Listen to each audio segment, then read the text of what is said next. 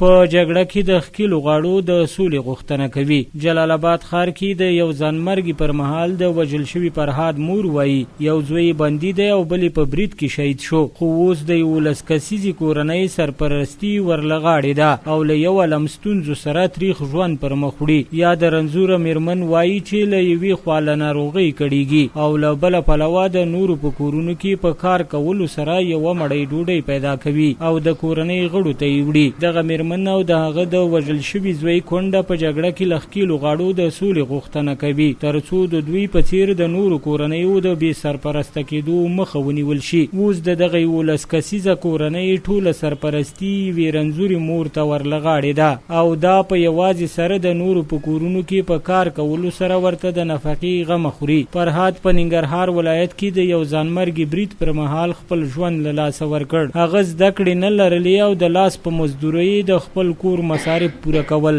د یاد وژل شوي مزدورکار مور وایي د خاوند له مړینې او د یو زوی له بندي کېدو او همدارنګه د فرهاد له مرګه وروسته له درده ډکې د ژوند شپې او ورځې سبا کوي. سره له دې چې وخت ناوختي ځینې خلک لاسنیوی کوي، خو بیا هم یا د سپین سرې رنځوره میرمن د کورنۍ د غړو د نس د مړېدو په موخه اړ کېږي چې د خلکو په کورونو کې کار وکړي.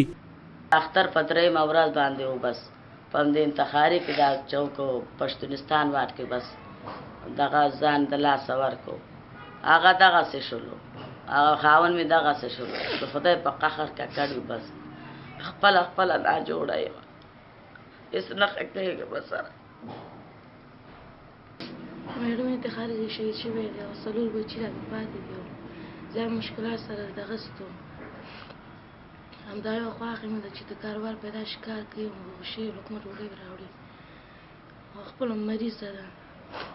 د یادې کورنۍ غړي په جګړه کې له ښکېلو غاړو غواړي چې سوله وکړي او له جنګه لاس واخلي تر څو په هېواد کې د دوی په څېر د نورو کورنیو ژوند له کړاوونو سره مخ نه شي. د وژل شوي فرهاد کونډه میرمن او مور زیاتوي چې له روان تشدد او وحشته د خلاصون یوازینۍ لار سوله ده او افغانان کولی شي چې هېواد ته د سولې په راتګ سره له سره پرمختللي او له سوکاله ډک ژوند پیل کړي. دوی وایي چې هېوادوالو له تېرو څو لسیزو روانو جګړو ولس ته یوازې درد او زحمت ورکړی چې اوس مهال وګړي د ناهیلۍ تریخ ژوند پر مخ وړي. چې د خدای مخ وګورئ، د قرآن مخ وګورئ، د الله مخ وګورئ چې هغه قرآن تاسو وایئ او هغه منځونه تاسو کوئ.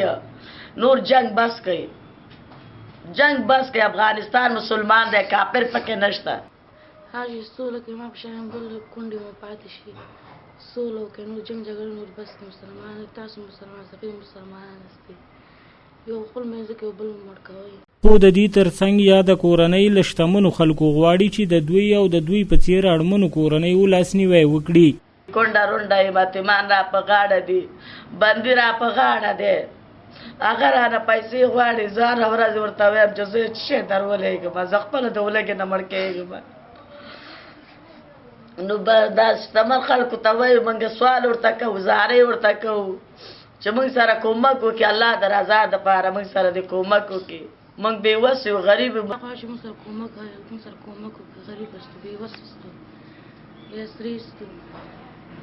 موږ غواړو چې موږ سره کومک وکړي.